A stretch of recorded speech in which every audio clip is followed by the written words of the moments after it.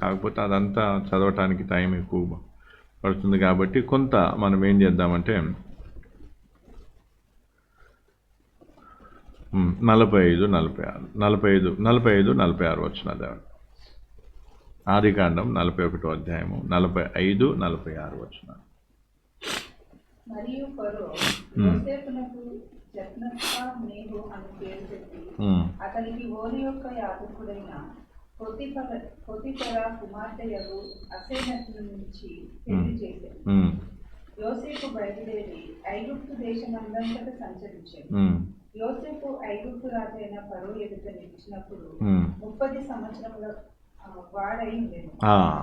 30 సంవత్సరముల వాడై ఉండే అంటే ఐగుప్తు దేశములో మనం చూసినట్లయితే ఐగుప్తు దేశంలో అంటే ఫరో ఎదుట నిలబడినప్పుడు యోసేపు 30 సంవత్సరం అయితే ఇక్కడ మనం చూసినట్లయితే ఆ వయసులో ఈయన ఏం చేస్తున్నాడంటే ఒకటేసారి అన్నీ ఈయనకేమైపోయినాయి. యోసేపుకి అధికారం వచ్చింది. అధికారం అంటే ఉంగరాన్ని మనం చూస్తున్నాం. దాంతోపాటు పేరు అంటే ఒక ఐగుప్తీయులు ఆయనను అంగీకరించే ఆ ఒక పదవి అంటే ఆ హోదా వచ్చింది. తర్వాత దాంతోపాటు ఆయన ఒక అవసరాన్ని బట్టి వివాహం కూడా చేయటం అనేది జరిగింది. ఇంకా దాంతోపాటు ఆయనకి అన్ని వసతులు అనేవి అక్కడేమైపోయినాయి, దొరికినట్టుగా మనం చూస్తున్నాం. కాబట్టి యోసేపుకి ఒకటేసారి అన్నీ ఏమైపోయినాయి, ఒకటేసారి ఏం పోయినాయి, అన్నీ పోయినాయి. తండ్రి ఇంటి దగ్గర మంచిగా ఉండేవాడు. తండ్రి ఇంటి దగ్గర ఎంతో కొంత వాళ్ళు ఏం చేయాలి, గొర్రెలు మేపే వాళ్ళైనా గొర్రెల కాపురులైనా ఎంతో కొంత తండ్రి ప్రేమ అందింది, తల్లి ప్రేమ అంటే మిగతా తల్లులు ఉన్నారు, తర్వాత అన్నలు ఎంతో కొంత అంటే అన్ని విధాలుగా ఒక మంచి స్థితిలో ఉన్నప్పుడు ఒకటేసారి అవన్నీ ఏమైపోయినాయి. ఒక రోజులోనే ఆయనను గోతులేయటం, అక్కడి నుంచి అమ్మేయటం, ఆయన అన్నీ కోల్పోయిన వాడే. పరాయి ఇంట్లో పరాయి వాళ్ళ దయ మీద, వేరే దేశస్తుల దయ మీద బతకాల్సి వచ్చింది. కానీ మళ్ళీ మనం చూసినట్లయితే మళ్ళీ అక్కడ చూస్తే ఒకటేసారి ఏమైపోయింది, అన్నీ మళ్ళీ ఒకటేసారి ఒక రోజులోనే. ఇదంతా ఎప్పుడు జరిగింది, ఒక రోజులోనే జరిగిన విషయం. అందుకే అక్కడ చాలా స్పష్టంగా అంటే ఫరో యోసేపు ఐగుప్తు రాజైన ఫరో ఎదుట నిలిచినప్పుడు అనంట అక్కడ యోసేపు బయలుదేరి ఐగుప్తు దేశం అంతటిని సంచరించింది. యోసేపు ఐగుప్తు రాజైన ఫరో ఎదుట నిలిచినప్పుడు 30 సంవత్సరాలు. అంటే అక్కడే ఏం చేశాడు, వెంటనే ఫరో తర్వాత స్థానాన్ని ప్రధానమంత్రిగా ఆయనను నియమించడం జరిగింది. తర్వాత పేరు అక్కడే మార్చడం జరిగింది. దాంతోపాటు ఏం కూడా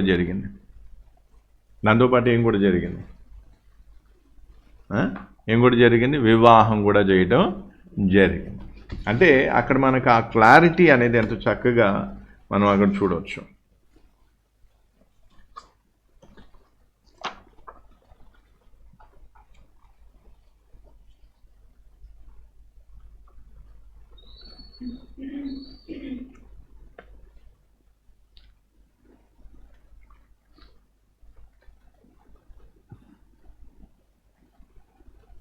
అందుకే అక్కడ చాలా స్పష్టంగా ఇక్కడ మనకి ఏంటంటే చాలా క్రొనాలజీ అంటే దేని తర్వాత ఏం జరిగింది అనేది కూడా మనకి ఇక్కడ చాలా క్లియర్గా ఉంది. కాబట్టి అక్కడ చాలా స్పష్టంగా ఆ కళను చెప్పగానే వెంటనే ఫరో మెచ్చి ఆయనను ఏం చేయడం జరిగింది, ఐగుప్తు ప్రధానమంత్రిగా చేయడం జరిగింది, పేరు పెట్టడం జరిగింది. దాంతోపాటు ఏం కూడా చేయడం జరిగింది, వివాహం కూడా చేయటం జరిగింది. అది ఇక్కడ మనం అర్థం చేసుకోవాల్సిన విషయం ఏంటంటే ఈయన 17 సంవత్సరాలు ఉన్నప్పుడు, 17 సంవత్సరాలు ఉన్నప్పుడు ఆయనకేం దొరికింది అంటే వివాహం అంటే ఇప్పుడు పోతిఫర్ భార్య ఆయనని ఏం చేసింది, శోధించడం జరిగింది. అంటే వివాహానికి సంబంధించినటువంటి విషయాన్ని అక్కడ మనం చూడవచ్చు. అంటే పోతిఫర్ భార్య ఆయన ఆ వయసులో ఉన్నప్పుడు ఆయనను మోహించి ఆయనని ఏం చేసింది. అయితే దానిని ఆయన ఏం చేయలేదు. ఆమె అంటే ఈయనేం కావచ్చు, ప్రేమ అని చెప్పుకోవచ్చు, లేదా ఆకర్షణ అని చెప్పుకోవచ్చు, అంటే వివిధ విధాల ఏం కావచ్చు, మీనింగ్ ఇచ్చి ఏం కావచ్చు, దానికి కమిట్ అయిపోవచ్చు. కానీ ఆయన ఆ పని చేయకుండా నిజాయితీగా దేవుని మీద ఆధారపడిన కారణాన్ని బట్టి యుక్త వయసులో దేవుడు ఏం చేశాడు? యోసేపుకి వివాహం గురించిన ఆయనకేం లేదు. వివాహం అవసరమే, భార్య లేదా ఇంకా ఇతర అవసరాలు ఏవైతున్నాయో అవన్నీ అవసరాలు కావచ్చు. కానీ ఆయన దాని గురించిన ఆయన చింతల్లో ఏంటి అంటే పవిత్రత, పరిశుద్ధత. ఆయన కావాలంటే ఏం కావచ్చు? పోతీఫరు భార్య యొక్క అందచందాలను చూసి, సౌందర్యాన్ని చూసి ఏం కావచ్చు? ఆకర్షితమైపోయి అక్కడ అడిగేవారు లేరు, లేదు ఇంకా ఏదైనా. కానీ ఆయన ఆ పని అలాగే దేవుని సమయం రాకముందు ఏమవుతుంది? అది సాతానే కావచ్చు లేదా మనుషులే కావచ్చు, మనల్ని ఏం చేయడానికి చూస్తారు? ఆకర్షించటానికి. దేవుని యుక్త సమయం అంటాం, లేదా తగిన సమయం అంటాం. ఈ తగిన సమయములో వివాహము జరగాలి. యోసేపుది కూడా తగిన సమయములో దేవుడు ఏం చేశాడు? వివాహము చేశాడు. కావాలంటే ఆయన ఏం కావచ్చు? 17 సంవత్సరాలప్పుడే ఏం కావచ్చు? హ్యాపీగా ఏం కావచ్చు? 17 సంవత్సరాలప్పుడే ఏం కావచ్చు? ఆయన ఆ ఒక దొడ్డి మార్గాన్ని ఎన్నుకోవచ్చు. కానీ ఆయన ఏం కాలేదు, ఆ పని చేయలేదు. ఎందుకు చేయలేదు? ఎందుకంటే ఏం కాలేదు, ఆయన దేవుడిని నమ్మాడు. ఏం చేశాడు? దేవుణ్ణి నమ్మాడు. ఇందులో ఒక విషయం ఉంది. అంటే మన కీర్తనలో ఒక మాట మనం చూస్తున్నట్లయితే, ఆ కీర్తన భాగంలో ఒక మాట ఉంచండి.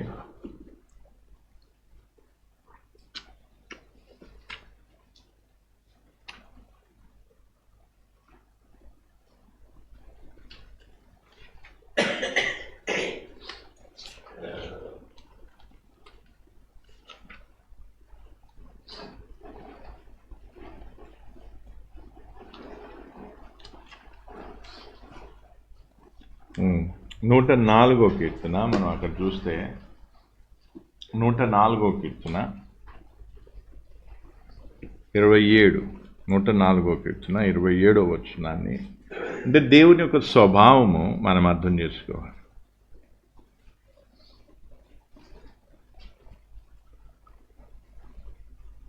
తగిన కాలమున నీవు వారికి ఆహారం ఇచ్చేదని, ఇవన్నీ నీ దయ కొరకు కనిపెట్టుచున్నవి. అంటే ఇక్కడ మనం చూస్తున్నట్లయితే ఇక్కడేమంటా డ్యూ సీజన్ అంటే ఏమంట? తగిన కాలము. తగిన కాలము అంటే దేవుడు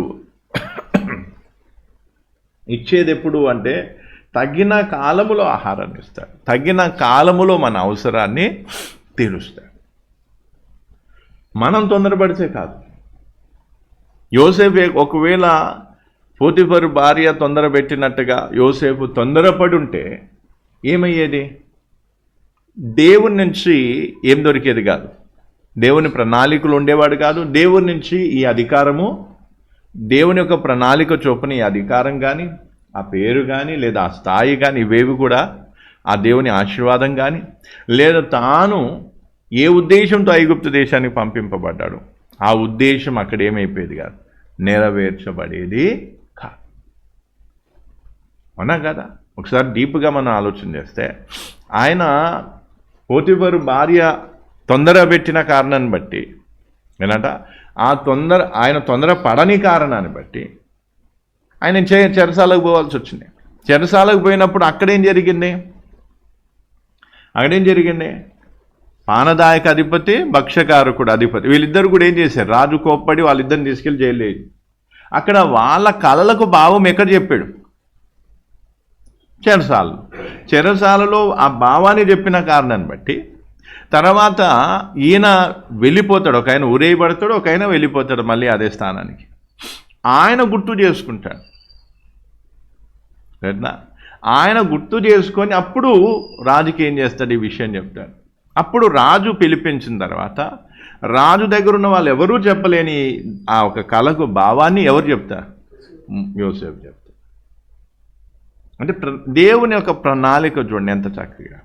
అదే ఒకవేళ యోసేపు తొందరపడి ఉంటే, షార్ట్ కట్ అంటారు దాన్ని, షార్ట్ కట్ వెతుక్కోవడం అన్నట్టు. తొందరపడటం అన్నట్టు, ఆవేశపడటం అన్నట్టు. ఆవేశపడి ఏం చేయడం అంటే తాత్కాలికమైన అవసరాల కోసం, తాత్కాలికమైన విషయాల కోసం ఏం చేయడం, దేవుని ప్రణాళిక నుండి తొలగిపోవటము. అందుకే ఇక్కడ అర్థం చేసుకోవాల్సింది ఏంటి, తగిన కాలముల్లో దేవుడు ఏం చేస్తాడు, తగిన కాలముల్లో ఏం చేస్తాడు, ఆహారం ఇవ్వటమా, వివాహం చేయటమా, లేదా ఇంకేదన్నా అవసరం తీర్చటమా అనేది దేవుడు తగిన కాలములోనే చేస్తాడు. అది విన్నా ఉట్టి పశువుల అంటే పశువులకు అంటే మన దాన్ని ఏమంటారు, పశువులు ఏవైతే ఆకాశ పక్షులు లేదా భూజంతువులు ఏవైతే ఉన్నాయో ఈ వీటి విషయంలో దేవుడు తగిన కాలాన్ని మెయింటైన్ చేస్తే అంటే టైంను చూస్తే, మరి మన విషయంలో టైం ప్రకారం చేస్తాడు చేయడం, ఖచ్చితంగా దేవుడు టైం ప్రకారంగానే. అందుకే మనం ఎప్పుడూ కూడా దేవుని టైంని అనుసరించాలి. దేవుని టైంని మనం ఏం చేయాలి, ఫాలో కావాలి. మన టైం ప్రకారంగా ఏం కావడం, మనుషుల టైం ప్రకారంగా ఏం కావద్దు, పరిగెత్తొద్దు. అది మనుషులు చేసింది. అదేం చేసింది, ఎవరు చేసింది, అది మనుషులు. క్యాలెండర్ చేసింది ఎవరు, మనుషులు చేసింది. అయితే మనకు టైం మెయింటెనెన్స్ అనేది అంటే సమయాన్ని వాడుకోవడం తెలియాలి, తర్వాత ఆ టైంని మనం కాపాడుకోవడం తెలియాలి. అంతేకాకుండా మనము తగిన సమయం అంటే దేవుని టైంకి మనం ఏం కావాలి, ప్రాధాన్యతనియాలి. ఏదైనా జరగలేదు, ఏదైనా విషయం అయింది, అప్పుడు మనం ఏం చేయాలి, సరే దేవుని సమయం ఇంకా రాలేదేమో, దేవుని సమయం వచ్చినప్పుడు దేవుడు ఖచ్చితంగా ఏం చేస్తాడు, ఆ పని చేస్తాడని మనం ఏం చేయాలి, నమ్మాలి. అందుకే ఈరోజు చాలా సందర్భాల్లో మనం ఏం చేస్తాం, తొందరపడుతూ ఉంటాం. యోసేపు కూడా తన యవన ప్రాయంలో, యుక్త వయసులో, అందుకే మనం ఐగుప్తు దేశంలో ఏన్షియంట్ అంటే ఆ రోజుల్లో, ఆ ప్రాచీన దినాలలో ఐగుప్తు దేశ ప్రజలు ఏం చేసేవారంటే పురుషులకు 16 నుంచి 20 సంవత్సరాల లోపే పెళ్ళిళ్ళు చేసేసారు. అంటే ఇప్పుడు ఈయన ఎన్నో ఏళ్ళ నుంచి అంటే అక్కడ కొన్ని నెలల నుంచి వచ్చి ఉన్నాడు. 17 సంవత్సరాలప్పుడు ఆయన ఏం చేశాడు, ఐగుప్తు దేశానికి వచ్చాడు. అక్కడ ఉన్నటువంటి ఆచారాల పద్ధతులు ఈయన ఎరిగి ఉంటాడు. ఈయనకు కూడా అప్పటికే 17 సంవత్సరాలు వచ్చినాయి. అంటే వివాహం చేసుకునే సమయం, ఆ వయస్సు ఆయనకు వచ్చింది. దేని ప్రకారంగా చూస్తే, ఐగుప్తు ప్రకారంగా చూస్తే. కానీ దేవుని సమయాన్ని బట్టి చూస్తే ఇంకా దేవుడు ఏం కాలేదు, ఆ వ్యక్తికి ఏం కాలేదు. ఆ వ్యక్తి సమయం ఎప్పుడు 30 సంవత్సరాలు. అలాగే ఈరోజు అంటే మనం కూడా ఏం కావాలి, ఇక్కడ మనం ఆ టైం అంటే అట్లాగనేసి ప్రతి ఒక్కరికి 30 సంవత్సరాలు అయినప్పుడే పెళ్ళి అవుతుందని కాదు. కాకపోతే సమయం, ఏజ్ కొంచెం అటు ఇటుగా కావచ్చు, 23 24 కావచ్చు, 25 కావచ్చు. ఇంకోటి ఏంటంటే ఈ మధ్య చాలామంది ఏం చేస్తారంటే మైనర్ అంటే బాల్య వివాహాలు చేసుకోవడం, తర్వాత ఏజ్ కూడా ఏమంటే ఒక అత్తాపత్తా లేని ఏజ్లు చేసుకోవడం, తర్వాత వరుసలు లేకుండా చేసుకోవడం, ఇట్లా రకరకాల వివాహాలు జరుగుతూ ఉంటాయి. అవన్నీ వాక్యానికి భిన్నమైనవి, వాక్యము నిషేధించేవి. వాక్యానికి భిన్నమైనది, వాక్యాన్ని నిషేధించేది. రక్త సంబంధులను చేసుకోవద్దని వాక్యంలో చాలా స్పష్టంగా రాస్తుంది. అయినా కూడా చాలామంది ఏం చేస్తారు, రక్త సంబంధులు చేసుకుంటారు, దగ్గర సంబంధులు చేసుకుంటారు. చేసుకొని ఏం చేస్తారు, తర్వాత బాధపడతారు. తర్వాత జెనెటిక్ ప్రాబ్లమ్స్ వస్తాయి, లేదా ఇంకేదో ప్రాబ్లం వస్తాయి, తర్వాత ఇంకా భయంకరమైన పరిస్థితి. అందుకే ఈరోజు వాక్యానికి మనం లోబడాలి. కాబట్టి ఇక్కడ ఏమంటే సమయం. అందుకే ఫస్ట్ మనం హైలైట్ చేసుకోవాల్సిన, ఫోకస్ చేయాల్సింది ఏంటి, దేని మీద, సమయం మీద. కాబట్టి సమయం రావాలి, యుక్త సమయం, తగిన సమయం వచ్చినప్పుడు దేవుడే మన కోసం ఏం చేస్తాడు, వివాహము.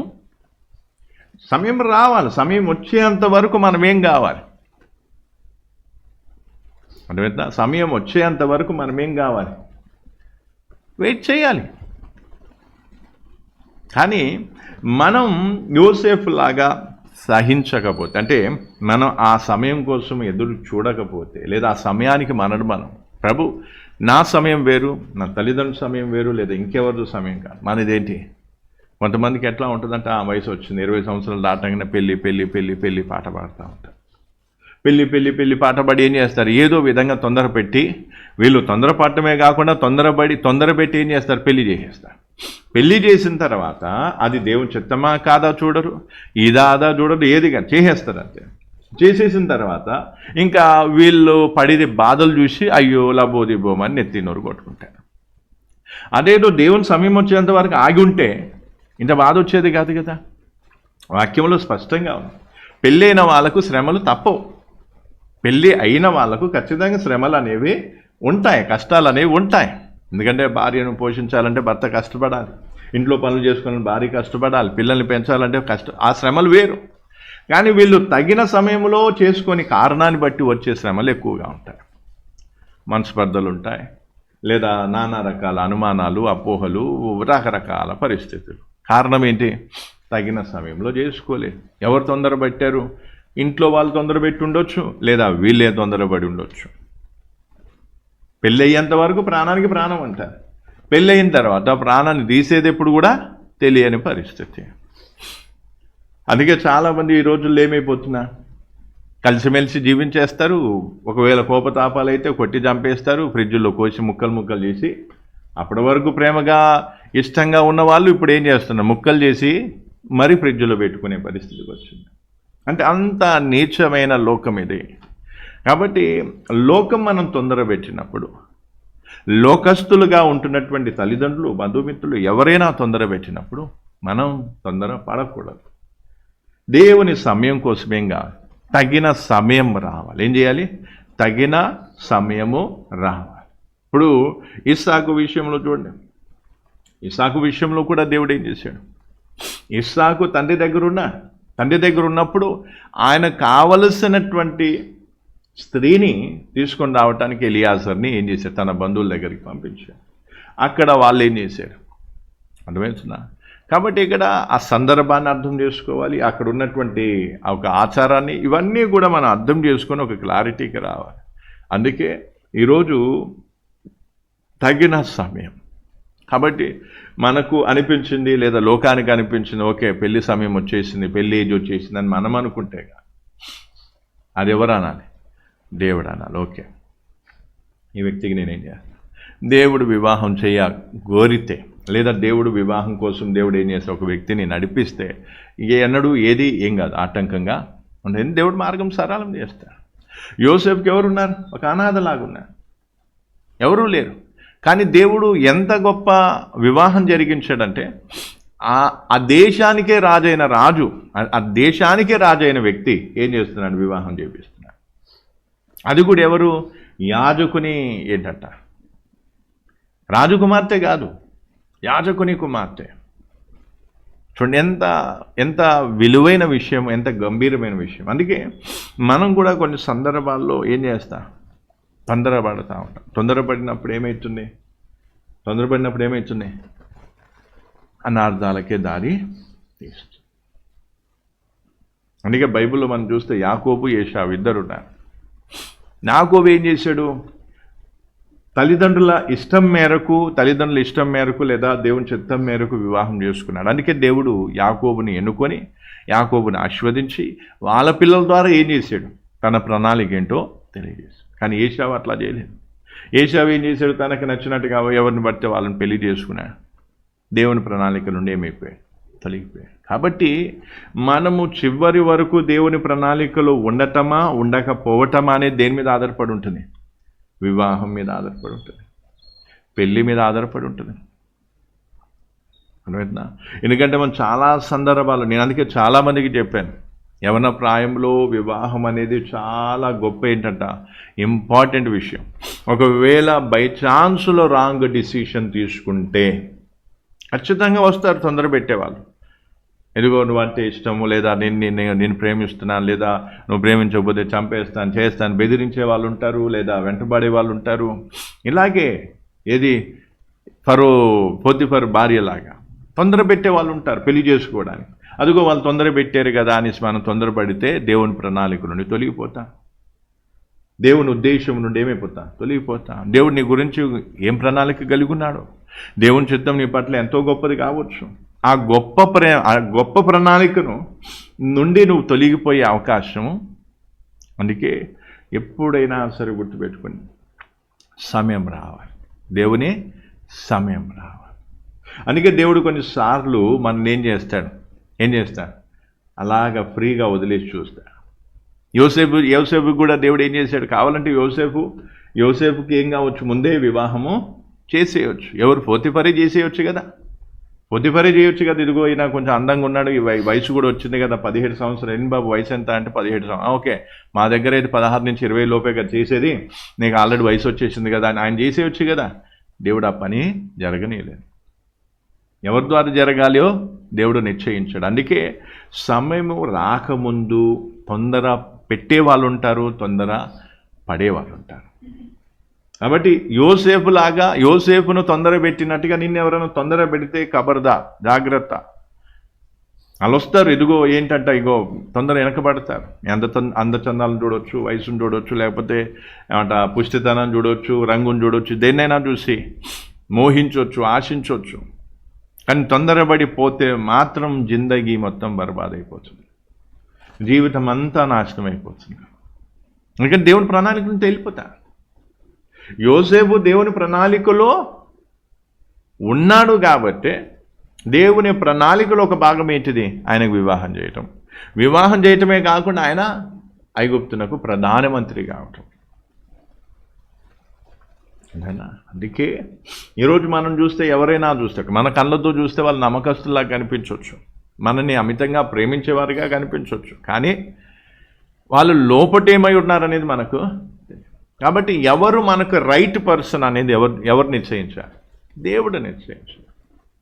దేవుడు ఆ విధమైన నడిపింపును ఫరోకి ఇచ్చినప్పుడు ఫరో ఏం చేశాడు? ఒక మామూలు ఒక గులాం కాబట్టి ఆ దేశంలో హెబ్రీయులు ఎంతోమంది ఉండొచ్చు, హెబ్రీ పురుషులు ఉండొచ్చు, స్త్రీలు ఉండొచ్చు.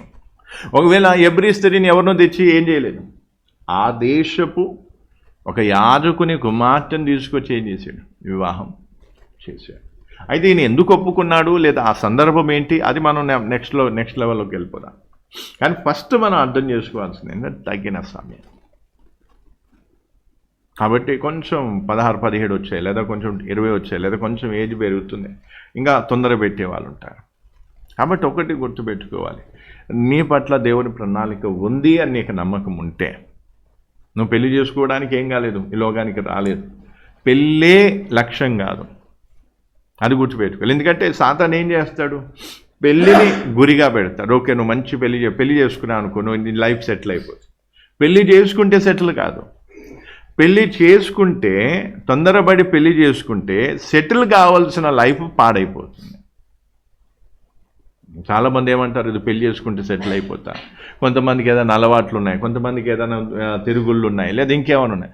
ఈయనకి ఏదో ఒక పెళ్లి చేసేస్తే ఏమైపోతుంది, సెట్ అయిపోతాడు. అదంతా ఏంటంటే లోకపు ఆలోచన, మురుకపు ఆలోచన.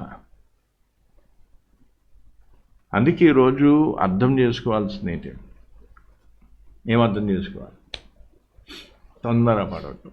తొందర పెట్టేవాళ్ళు ఉంటారు, పోతిఫర్ భార్యలాగా తొందర పెట్టేవాళ్ళు ఉంటారు. అప్పుడేం కావద్దు, తొందర పడొద్దు. తొందరపడితే ఏమవుతుంది, జీవితం సర్వనాశనం అయిపోతుంది, దేవుని ప్రణాళికలను తొలగిపోతా. అప్పుడు ఇటు దేవునిలో ఉండలేక, దేవుని చిత్తాన్ని నెరవేర్చలేక, ఇటు ఇదిగాక అదిగాక చాలామంది జీవితము ఏమైపోయింది, చిన్న భిన్నం అయిపోవడానికి కారణం ఇదే, తొందరపడ్డా. అందుకే ఒకసారి ఆ తొందరపాటును చూడండి ఎట్లా ఉంటుందో. ఆదికాండము 39వ అధ్యాయంలో మనం చూస్తే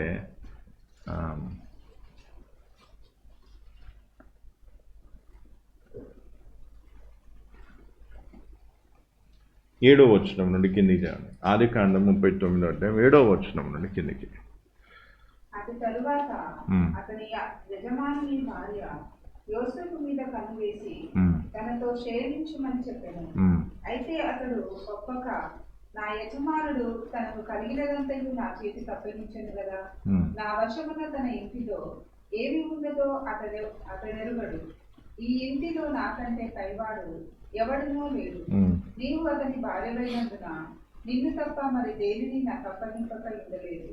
కాబట్టి నేనెట్లు ఇంత ఘోరమైన దుష్కార్యము చేసి దేవునికి విరోధముగా పాపము కట్టుకొందునని తన యజమాని భార్యతో అన్నాడు. దినదినము ఆమె యోసేపుతో మాట్లాడుచుండేది గాని దినదినము యోసేపుతో ఏం చేస్తుంది? నెమ్మది కన్విన్స్ చేయడానికి ప్రయత్నం చేస్తుంది. కాబట్టి మొదట్లో ఏం చేస్తా, మొదట్లో కొంచెం రోషం వచ్చో కోపం వచ్చో ఏమంటాయా, లేదు కాదుకూడదంట. అయినా కూడా వాళ్ళు ఒప్పకుండా వెనకబడి, అయినా కూడా ఒప్పకుండా వాళ్ళు ఏం చేస్తారు, ఒప్పించడానికి ప్రయత్నం చేస్తారు. తల మీద ఏమంటారు, చేతులు వేస్తారు, లేకపోతే ఏమంటారు, ఇంకా దాన్ని ఏమంటారు, ప్రమాణం చేయడానికి, ఒట్టేయడానికి తల మీద చేతిలో చేయబెడతారు.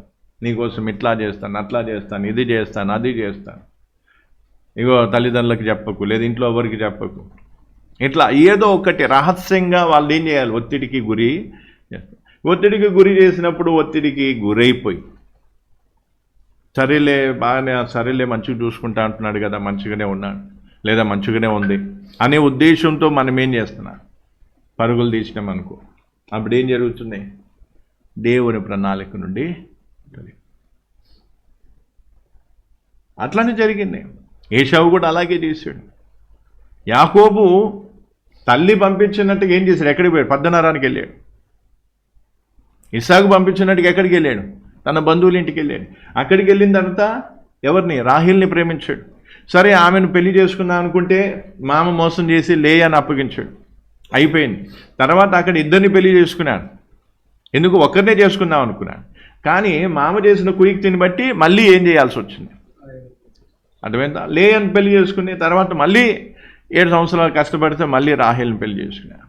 తర్వాత వాళ్ళ ఇంట్లో ఉన్న కుటుంబ సమస్యలను బట్టి వీళ్ళు ఏం చేశారు, తమ దాసీలను తన భర్తకి ఇవ్వటం జరిగింది, వాళ్ళ సమ్మెతో ఇవ్వటం జరిగింది. ఇంకా అట్లా సంతానం పెరిగింది. కాబట్టి ఇక్కడ మనం చూసినట్లయితే ఏశావు కూడా ఏం చేస్తున్నా, దేవుని అంటే చిత్తానికి వ్యతిరేకముగా ఏం చేసుకున్నాడు. అందుకే ఏశావును దేవుడు ఏం చేశాడు, ద్వేషిస్తున్నాడు ఏశావు సంతతి వారిని.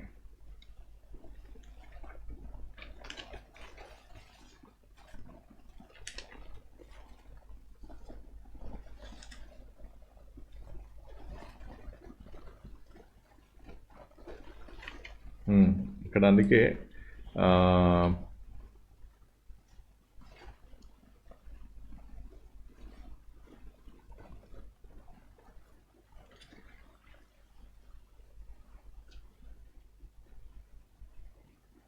జ్యేష్ఠత్వం నమ్ముకున్నాడు. తర్వాత ఇలాగా మనం ఇవన్నీ చూస్తే ఏశావు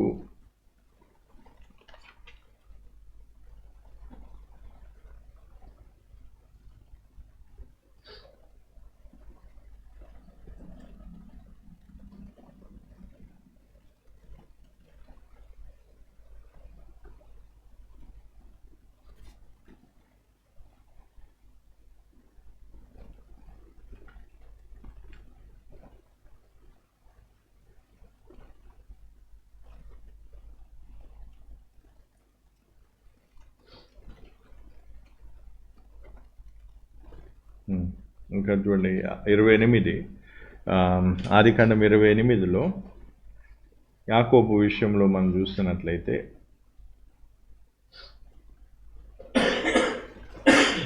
5వ వచనం 28 ఆదికాండము 28వ అధ్యాయం 5వ వచనం ఆదికాండం 28:5 యాకోబును పంపివేసెను. అతడు పద్దనరాములో ఉన్న సిరియా వాడకు బెత్లెహేము కుమారుడును యాకోబు ఏశావుల తల్లియగు రిబ్కా సహోదరుడునైన లాబాను వద్దకు వెళ్ళెను. ఇస్సాకు యాకోబును దీవించి పద్దనరాములో పెళ్లి చేసుకొని వచ్చుటకై అతనిని అక్కడికి పంపెననియు అతని దీవించినప్పుడు, నీవు కనాను దేశపు కుమార్తెలలో ఎవరిని పెళ్లి చేసుకొనవద్దని అతనికి ఆజ్ఞాపించనని యాకోబు తన తల్లిదండ్రుల మాట విని పద్దనరామునకు వెళ్ళిపోయినని ఏశావు తెలుసుకున్నప్పుడు, ఇదిగాక కనాను కుమార్తెలు తన తండ్రి అయిన ఇస్సాకునకును ఇష్టురాలు కారని ఏశావునకు తెలిసినప్పుడు, ఏశావు ఇష్మాయేలు వద్దకు వెళ్ళి తనకున్న భార్యలు గాక అబ్రహాము కుమారుడైన ఇష్మాయేలు కుమార్తెయు నెబాయోతు సహోదరునైన మహలతును కూడా పెళ్లి చేసుకున్నాడు. అంటే ఇక్కడ ఏశావు చూడండి, ఏశావు దేవుని అందుకే దేవుడే స్వయంగా చెప్తాడు ఏమంటాడు, నేను ఎవరిని విసర్జించాను చూడండి, ఎవరిని విసర్జించాను, ఎవరిని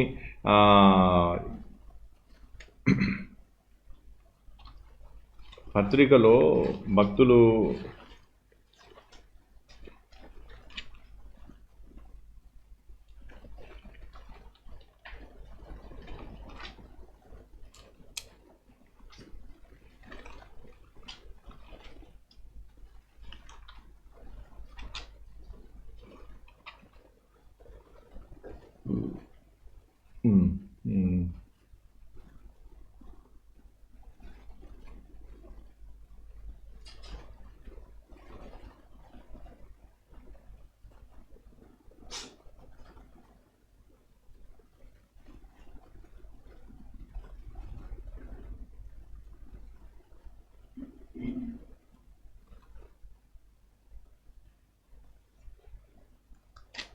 దేవుడు ఏం చేస్తాడంటే యాకోబును ఎన్నుకొని ఏశావును విసర్జించినట్టుగా చెప్తాడు.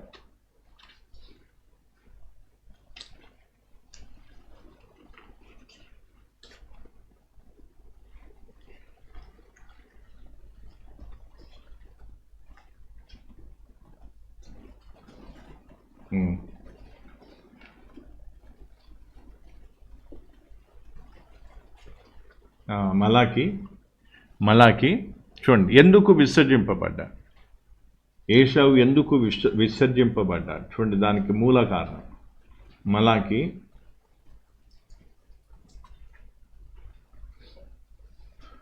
1:1-2 మలాకి 1:1-2 ఇశ్రాయేలీయులను గూర్చి మలాకి ద్వారా పలుకబడిన యెహోవా వాక్కు. యెహోవా సెలవిచ్చినదేమనగా, నేను మీ ఎడల ప్రేమ చూపి ఉన్నాను. అయితే మీరు ఏ విషయమందు నీవు మా ఎడల ప్రేమ చూపితివందురు. ఏశావు యాకోబునకు అన్నకాడా? అయితే నేను యాకోబును ప్రేమించితిని. ఎందుకు ప్రేమించాడు? ఎందుకంటే వివాహం కూడా దేని బట్టి చేసుకుని, దేవుని చిత్త ప్రకారంగా దేవుని సమయం వచ్చినప్పుడు వివాహం చేసుకున్నా. ఇదే యెహోవా వాక్కు. ఏశావును ద్వేషించి అతని పర్వతములను పాడు చేసి అతని స్వాస్థ్యమును అరణ్యమందున్న నక్కల పాడు చేసి. చూడండి, అంటే దేవుడు ఏశావుని ఎందుకు ద్వేషించాడు? ఎందుకంటే ఏశావుకి తెలుసు, ఏం తెలుసు, కానాను స్త్రీలను వివాహం చేసుకోవద్దు, లేదా పలాంది, ఈ విషయాలు అందుకే ఇందాక మనం 28 అధ్యాయంలో చదివాం. అంటే ఆ విషయం తెలిసినా కూడా ఆయన నోయింగ్లే, కావాలనే ఆయన పోయి ఏం చేసుకున్నాడు, ఇష్మాయిలు కుమార్తెను ఇంకా మిగతా వాళ్ళను, అంతకుముందు భార్యలు ఉన్నారు, అంతేకాకుండా తండ్రికి ఇష్టురాలు కాదని, అంటే తండ్రి ఇస్సాకు కానీ రెబెకా కానీ ఇక్కడ స్త్రీలను ఇష్టపడరని తెలుసు, అయినా కూడా పోయి వాళ్ళని పెళ్లి చేసుకున్నాడు. పెళ్లి చేసుకున్న కారణం బట్టి ఏమైపోయింది, దేవుని ప్రణాళిక నుండి అతడు ఏమైపోయాడు, తొలగిపోయాడు. దేవుడు ద్వేషించే స్థాయికి అతడు వెళ్ళిపోయాడు. అందుకే మనం రాజైన సొలొమోను పరిస్థితి కూడా మనం చూడవచ్చు. రాజైన సొలొమోను కూడా ఏం చేశాడు, ఐగుప్తు దేశానికి వెళ్ళి అక్కడ ఏం చేసుకున్నాడు, స్త్రీలను తెచ్చుకొని వివాహం చేసుకున్నాడు. అలా చేసుకున్నందుకు దేవుని ఏర్పాటు నుండి ఏమైంది, తొలగిపోయినట్టుగా, పడిపోయినట్టుగా, విగ్రహారాధికుని అయినట్టుగా మనం అక్కడ చూడవచ్చు. కాబట్టి మనం ఎప్పుడూ కూడా గుర్తుపెట్టుకోవాల్సింది ఏంటంటే, దేవుని చిత్తం మేరకు దేవుని సమయం వచ్చినప్పుడు మాత్రమే మనం వివాహం చేసుకోవడానికి ఇష్టపడాలి. ప్రభు, నీ సమయం వచ్చినప్పుడు నీ ఆలోచన, నీ చిత్తం ఏమై ఉందో దాని ప్రకారంగా నేను ఏం చేస్తాను, మెస్సులుకుంటాను. తొందరపడితే కాదు, తొందరపడితే ఏశావు కూడా తొందరపడ్డాడు, తొందరపడి తొందరగా వివాహాలు చేసుకున్నాడు, పెళ్ళిళ్ళు చేసుకున్నాడు. కానీ ఏం సాధించాడు? దేవుని ప్రణాళికను తొలిగిపోయాడు, దేవుని చేత ద్వేషింపబడ్డాడు, దేవుని చేత ఏమైపోయింది, విడనాడబడ్డాడు. కానీ యాకోబు ఒకవైపు, యాకోబును ఏం చేశాడు, యాకోబు కావాలంటే ఏం కావచ్చు, యాకోబు కూడా వయసు వచ్చింది, ఇద్దరు కవల పిల్లలు. ఈయనేమి ఇప్పుడు అన్న అనేసరికి ఈయనేమో 5-6 సంవత్సరాలు పెద్ద, 10 సంవత్సరాలు పెద్ద కాదుగా, ఇద్దరు కవల పిల్లలు, కొన్ని నిమిషాల తేడా. మరి ఏశావుకి వచ్చిన వయసే యాకోబు కూడా వచ్చినాయి. కానీ యాకోబు ఏం చేయలేదు, ఎక్కడ వివాహం చేసుకోలేదు. కానాను స్త్రీలను వివాహం చేసుకోలేదు. తల్లిదండ్రులు ఇద్దరు కూడా తండ్రి దీవించి పంపించాడు పెళ్లి చేసుకోమని. ఎక్కడికి? పద్దనను, తన బంధువుల దగ్గరికి. ఆయన పోయాడు, నేరుగా పోయాడు. దేవుని మహాకృపను బట్టి దేవుడు అతనికి తోడై ఉండి ఏం చేశాడు, చక్కని ఏం చేశాడు, భార్యను కూడా ఇవ్వటం జరిగింది. దాని తర్వాత నెమ్మదిగా ఆ విధంగా దేవుని ప్రణాళిక చొప్పున ఆయన కుటుంబం ఏమైంది, ఆశీర్వదింపబడి ఫలించింది, అభివృద్ధి చెందింది. అలాగే ఇక్కడ మనం అర్థం చేసుకోవాల్సింది ఏంటంటే, తొందరపడి పరుగులు తీస్తే కాదు. ముఖ్యంగా వివాహం విషయంలో అస్సలే తొందరపడదు. తర్వాత చాలా ఏం కావాల్సి వస్తుంది. భార్యతో పోరు ఎలాగో ఉంటున్నాయి, భార్యతో రకరకాల బాధలు ఎలాగో ఉంటాయి. అంతేకాకుండా దేవునితోన సంబంధం పోతుంది, దేవునితోన ఏం కూడా పోతుంది, దేవుని ప్రణాళిక నుండి తొలగిపోయే అవకాశం ఉంటుంది. అందుకే స్త్రీలైనా పురుషులైనా యవ్వన ప్రాయంలో ఉన్నప్పుడు దేవుని తగిన సమయం వచ్చేటది. యాకోబులాగా ఉండాలి కానీ ఏశావులాగా ఉండవద్దు. ఇది వీళ్ళు దేవునికి ఇష్టరాలు కాదని తెలిసి కూడా చేసుకోవడం అనా ఏమంటే నాకు ఇష్టం కాబట్టి నా ఇష్టం వచ్చినట్టు చేసుకుంటే ఏమవుతుంది, దేవుని ప్రణాళిక తొలగిపోతా. అందుకే మీరు కొటేషన్ చూసిరా, ఒక కొటేషన్ ఉంటుంది తెలుసా, ఒక కొటేషన్ ఉంటుంది. ఏంటి ఆ కొటేషన్ అంటే, మనం ప్రేమించిన వారికంటే మనల్ని ప్రేమించిన వాళ్ళని ఏం చేసుకోవాలంట, అప్పుడు బాగుంటుందంట లైఫ్. అనా మనం ప్రేమించడం కాదు, వాళ్ళు మనం ప్రేమిస్తే ఆ పెళ్లి చేసుకుంటే వాళ్ళు మనం మంచిగా చూసుకుంటారు, పలాంది పలా. మరి ఆ మాట ఏశావు కూడా, ఆ మాట ఎవరు కూడా చెప్పొచ్చు, యోసేపు కూడా చెప్పొచ్చు. నేనే ఆమెను ప్రేమించలేదు, ఆమె నన్ను ప్రేమించింది కదా, కాబట్టి నేను ఆమెను ఏం చేస్తే, ఆమెతో కమిట్ అయిపోతే నేమైపోతా, బాగుంటా, ఆమె నన్ను మంచిగా చూసుకుంటుంది, అందరికి ఇచ్చిన అన్నం పడేది కదా, నాకు స్పెషల్గా తెచ్చిస్తుంది, బట్టలు ఇస్తుంది, ఎన్నెన్నో మార్పులు చేర్పులు. అట్లానే అక్కడ మనం ప్రేమించింది వాళ్ళు ప్రేమించింది కాదు, అదంతా కూడా ఏంటంట, ఆ ప్రేమే మోసం. అది ఏమంట, సరైన ప్రేమ. ఇప్పుడు అవతల వ్యక్తికి నువ్వు నచ్చినావు కాబట్టి, లేదా చూపుకి అందంగా అనిపించినావు కాబట్టి ఇది ప్రేమించుండొచ్చు. ఇప్పుడు నిన్ను ప్రేమించిన వ్యక్తి రేపు ఇంకొకరిని ప్రేమించదని గ్యారంటీ ఏంటిది? అట్లా లోకంలో చూసుకుంటే పోతే అనేక రకాల అక్రమ సంబంధాలకు దారి తీసేది ఎందుకంటే ఏం లేదు, కట్టలు లేవు, అంటే ఒక డిసిప్లిన్ లేదు. వాళ్ళకి నచ్చిన వాళ్ళని పెళ్లి చేసుకోవడం, నచ్చిన వాళ్ళను ఏం చేయడం, ఇష్టపడడం, అది ఎంత వెచ్చలు పెడతానం. అందుకే ఈరోజు అర్థం చేసుకోవాల్సింది ఏంటంటే, వాళ్ళు మనని ఇష్టపడిని, మనం వాళ్ళ ఇష్టం అస్సలు వద్దు. సమయం రానప్పుడు వద్దు. అది దేవుని చిత్తం కాదని తెలిసినప్పుడు వెంటనే ఏం చేసుకోవాలి,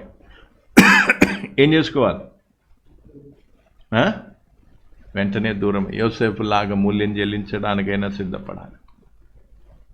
కొంతమంది ఏమంటారు, అంటే నీకు ఏమంటారు, దాన్ని ఏమంటారు, నువ్వు ఏం కాదు, నువ్వు అంటే నీ లోపల లోపం ఉందని కొంతమంది రెచ్చగొట్టవచ్చు, లేదా నువ్వు మనిషివి కాదు, నువ్వు అలా, ఇట్లాంటి ఎన్ని అయినా అనుకొని ఏం చేయాలి, సమయం రానప్పుడు నేనేం చేయను,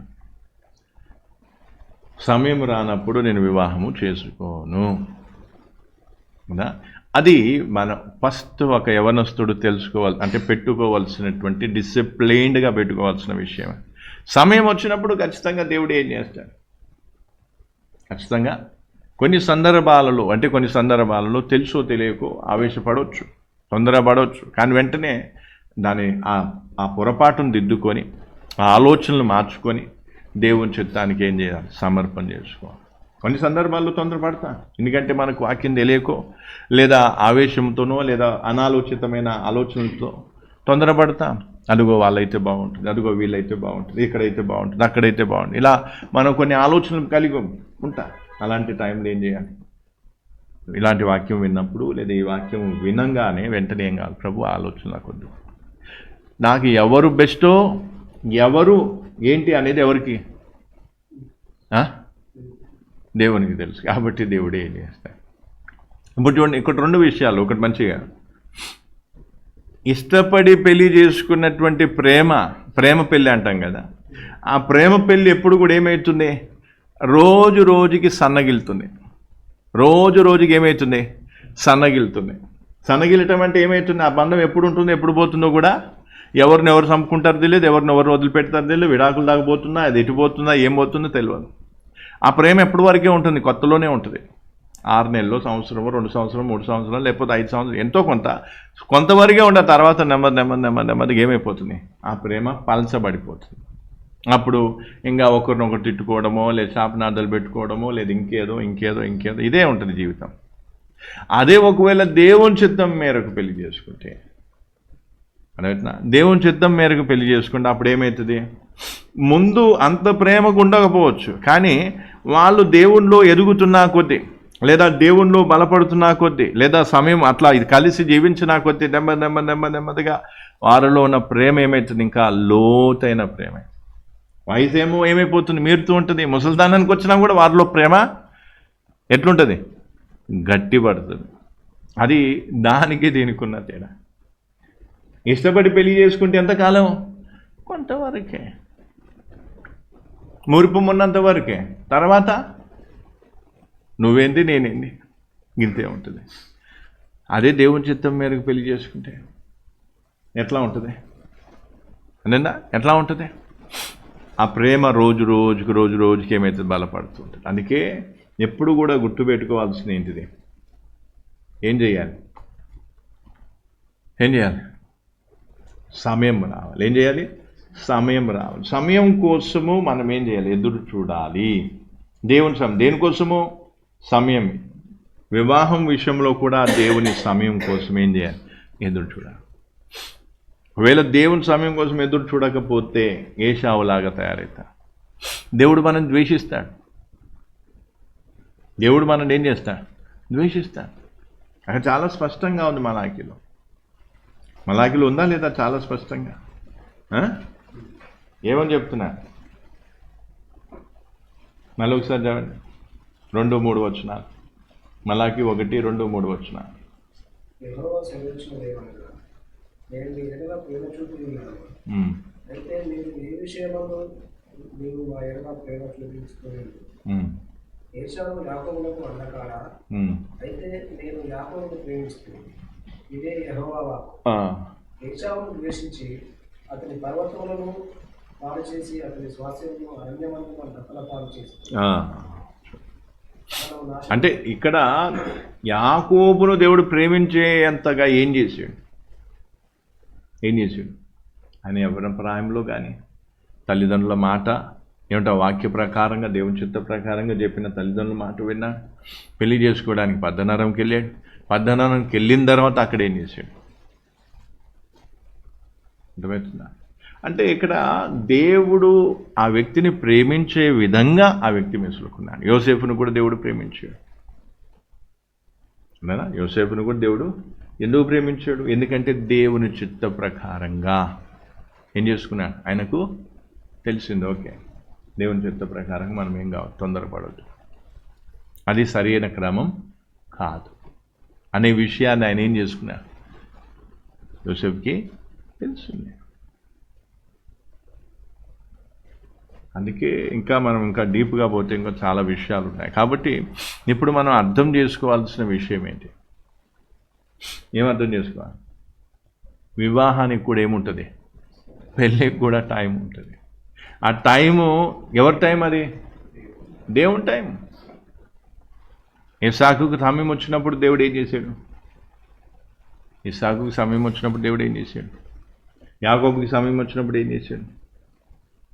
ఇస్సాకు ఎలియాజర్ని పంపించలేదు, అబ్రహాం పంపించినట్టుగా డైరెక్ట్ ఎవరిని పంపించాడు, యాకోబునే పంపించాడు. ఎందుకు, ఇంట్లో ఉన్న సమస్య. ఏశావు ఎవరిని చంపుదామని చూశాడు, యాకోబుని. ఎందుకు, జ్యేష్ఠత్వాన్ని తీసుకున్నాను. అందుకే ఏం చేశాడు, సరే ఇక్కడ నువ్వు ఉంటే నీకు సేఫ్టీ కాదు, నువ్వేం చేయి, ఎక్కడికి వెళ్ళిపోవు, హారాన్లో పద్దనరంలో ఏం కాదు, ఎవరున్నా మన బంధువులు ఉన్నారు, వెళ్ళిపోయి అక్కడ పెళ్లి చేసు. అందుకే ఈరోజు అర్థం చేసుకోవాల్సింది అంటే వివాహం విషయములో తొందర పడకూడదు. ఎవరైనా తొందర పెట్టినా ఏం కావాలి, పడకూడదు.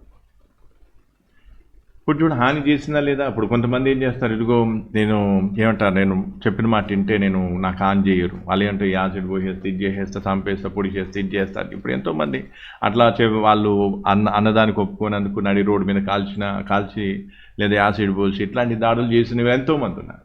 మత్తులతో కటాలతో పొడిచి చంపిన వాళ్ళు కూడా ఎన్నో సంఘటనలు ఉన్నాయి.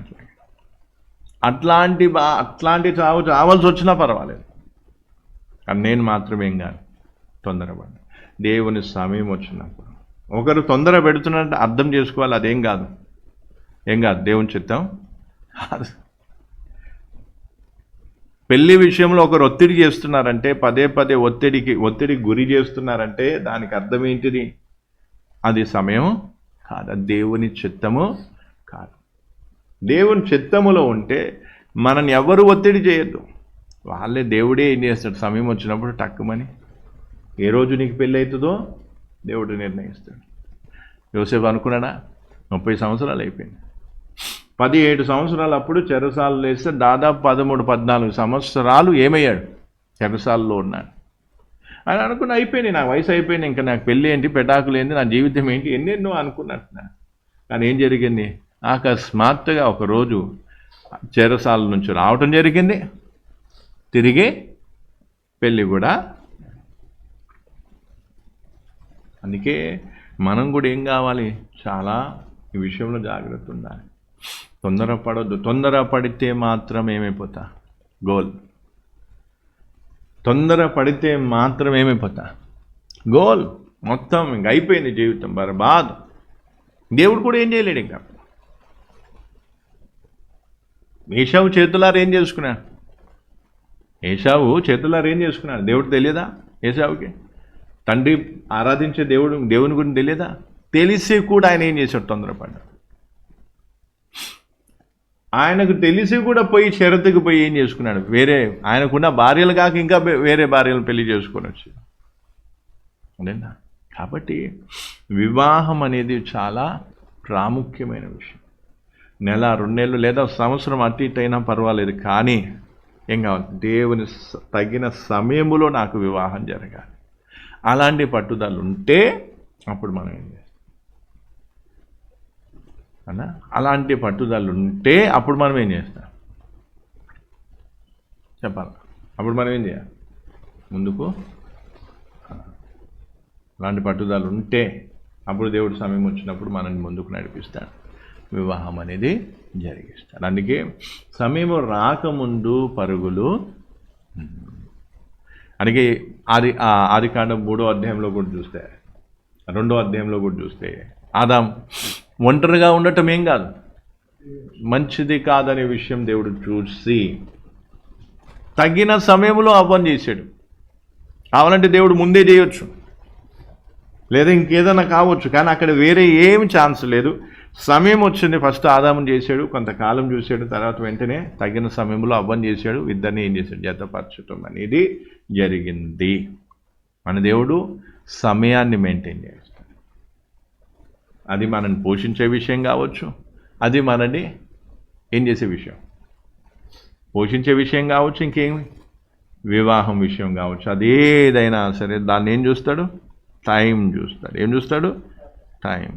అందుకే ఈరోజు మనం కూడా ఏం చేయాలి,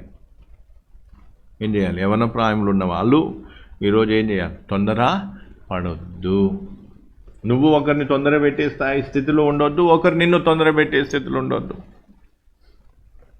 ఇప్పుడు ఎంతోమంది వ్యభిచార కూపంలోకి వెళ్ళిపోవడానికి కారణం ఏంటిది?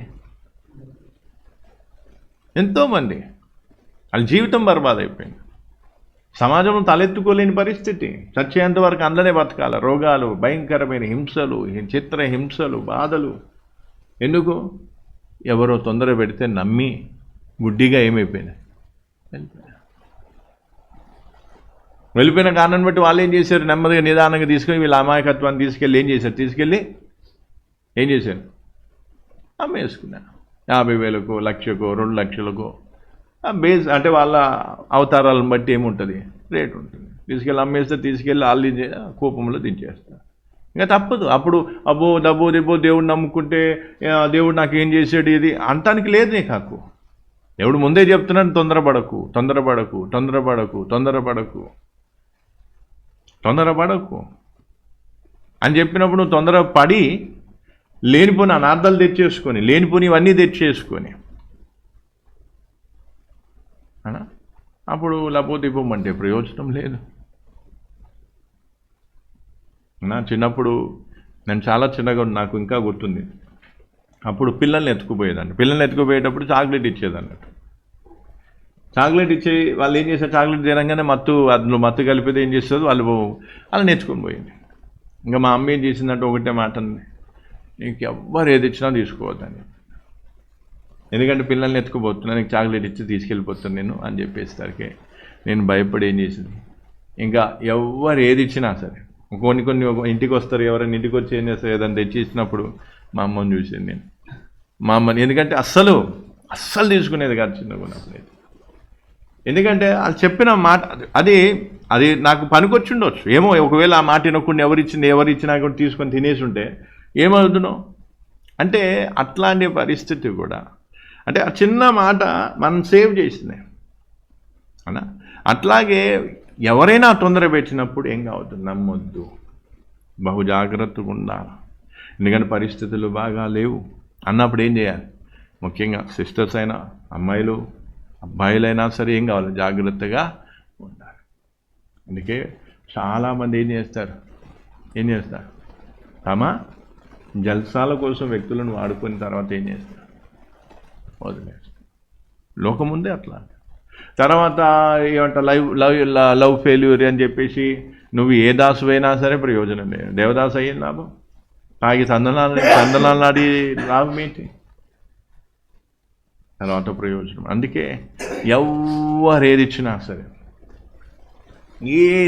సరే కొంతమంది ఏమంట ఈ రోజుల్లో ఏమంట లవ్ లెటర్స్ అవి ఇవి అయితే ఇప్పుడు లేవు. ఎందుకంటే ఫోను ఇంకా ఫేస్బుక్లో ఇన్స్టాగ్రామ్లో ఇది చాలా ఇంకా అడ్వాన్స్డ్ అన్నట్టు. అప్పుడు అంటే ఇప్పుడు ఎవరైనా లెటర్ ఇచ్చారనుకో, అది తీసుకుపోయి ఎక్కడ చదవాలంటే కష్టంగా అనిపించేది, దొరికిపోయేది. ఇప్పుడు ఏం లేదు, ఏదో ఇట్లా ఫోన్లో ఏమంటే ఏదో చూస్తున్నట్టుగానే చూస్తా, వాళ్ళు రాగానే ఇట్లా అంటాం, ఓకే ఇట్లా అనగానే అది ఎటు వెళ్ళిపోతుంది, ఇది ఇటు వచ్చేస్తుంది, మళ్ళీ ఇట్లా అనగానే ఇట్లా వెళ్ళిపోతుంది. ఇంకా హ్యాపీగా ఈ దొంగ పనులు చేసి తర్వాత నష్టపోయేది ఎవరు, అర్థమైంది. అందుకే ఇన్స్టాగ్రామ్లో కానీ ఫేస్బుక్లో కానీ యూట్యూబ్లో కానీ ఇంకా ఏమంటే గూగుల్ పే ఫోన్పేలో నుంచి కూడా మెసేజ్ చేస్తారు దరిద్రులు అయినా, వాళ్ళని చెప్పుతో కూడా కొట్టినా తక్కువే. అంటే అంత ఘోరం మనుషులు, అంత నీచం. ఎక్కడి నుంచి అవకాశం దొరికితే అక్కడి నుంచి దూరిపోదామని చూస్తారు. ఎందుకంటే అంత చెడిపోయింది లోకం, అంతా చెడిపోయింది లోకం. అందుకే వీళ్ళు ఏం చేస్తారు, చేసుకుని వాళ్ళని ఒత్తిడికి గురి చేయడం. ఇంకా పదే నేను అన్నం తిన్నో, లేకపోతే నేను ఇది చేస్తాను అది చేస్తాను, బ్లాక్మెయిల్ చేయడం. తర్వాత ఇంకేదో ఏమంటా లేనిపోని ఇవన్నీ ఆశలు చూపించడం. ఎందుకు తొందర పెడుతున్నా సైతానా, అర్థం చేసుకో. సైతానా, నువ్వు నన్ను తొందర పెట్టినంత మాత్రం నేనేం కాను, నేను తొందరపాటుకి నేను గురి కాను అని మనం యోసేపులా గట్టిగా నిలబడితే అప్పుడు ఏమవుతుంది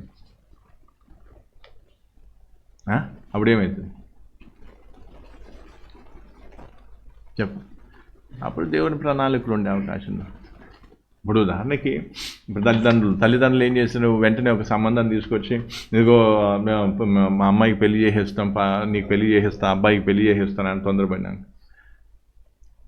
వీళ్ళు నిజంగా నిజాయితీ కలిగిన విశ్వాసులు అయితే వీళ్ళు ఏం చేస్తారు, పాస్టర్ గారు మరి ఇట్లాంటి పరిస్థితి వచ్చింది, దేవుని చిత్తమా కాదా, నాకైతే ఏం తెలుస్తలేదు, మరి ఏం చేయాలి అడుగుతారా, పాస్టర్ గారు పలానా రోజు మా పెళ్ళి ఉంది, ఎదుగో శుభలేఖ తీసుకొని వచ్చేసి నీ పప్పనం తినేకి మేము రావాలి, సరే తింటాం, తర్వాత రోజు అది నువ్వు వచ్చేదాకా నువ్వు తినేది ఏందో చూసుకోయి. అర్థమవుతుందా, భయంకరం. మీరు నమ్ముతారు, మొన్న బెంగళూరులో కూడా ఆ భార్య పెట్టే టార్చర్ తట్టుకోలేక సాఫ్ట్వేర్ ఉద్యోగస్తుడు ఆత్మహత్య చేసుకుని చచ్చిపోయాడు. ఎందుకు అంత భయంకర, ఎంత గయ్యాలి అయితే ఆత్మహత్య చేసుకుని చచ్చిపోతాడు ఆయన, మంచి సంపాదికుడు. భయంకరం. ఈరోజు ఆడ మొగ తేడా లేని భయంకరమైన పరిస్థితి. అందుకే ఈరోజు ఏం కావద్దు, అస్సలు ఈ ఊబిలోకి దిగవద్దు. తొందర పెడితే ఎవరైనా తొందర పెడితే అర్థం చేసుకు, యేసు రక్తమే జయం, ఇది సైతాన్ నుంచి వచ్చింది. దేవుని బిడ్డలు ఎప్పుడు దేవుని ప్రణాళిక చొప్పున ఏదైనా ఉంటే దాన్ని ఏం కాదు, అది ఎన్నడూ కూడా తొందరపాటు అనేది ఏం కాదు. తొందరపాటు అనేది ఉండదు. ఇప్పుడు మేము ఉన్నాం, ఫినీ పాస్టర్ ఏం చేసి మేము ట్రైనింగ్లో ఉన్నప్పుడు ఫినీ పాస్టర్కి వాళ్ళ భార్యకి ఏమనిపించింది, మా ఇద్దరికి వివాహం చేస్తే మంచిదని. ఆ విషయం మా దాకా వస్తే మేము ప్రార్థన చేసినాక మేము కూడా మీరు మాట్లాడుకొని ఏం చేయండి, మీ పక్క మీకు ఓకే అయితే మనం ఏం చేద్దాం, పెద్దోళ్ళకి చేద్దాం. మాట్లాడిన తర్వాత ఓకే అనుకున్నాం, సరే దేవుని చిత్తం అని తెలిసిన తర్వాత అప్పుడు ఏం చేశాం, మళ్ళీ గన్పూర్లో వివాహం అయ్యేంత వరకు మేమేం చేశాం అలా. అంటే సమయం నిశ్చయించింది కూడా ఎవరు? అర్థమవుతుందా? సమయం నిశ్చయించింది అది కూడా పరిశుద్ధుల మధ్యలో మంచి పెద్ద మీటింగ్లో దైవ సేవకుల చేతుల్లో ఎంతో దర్జాగా.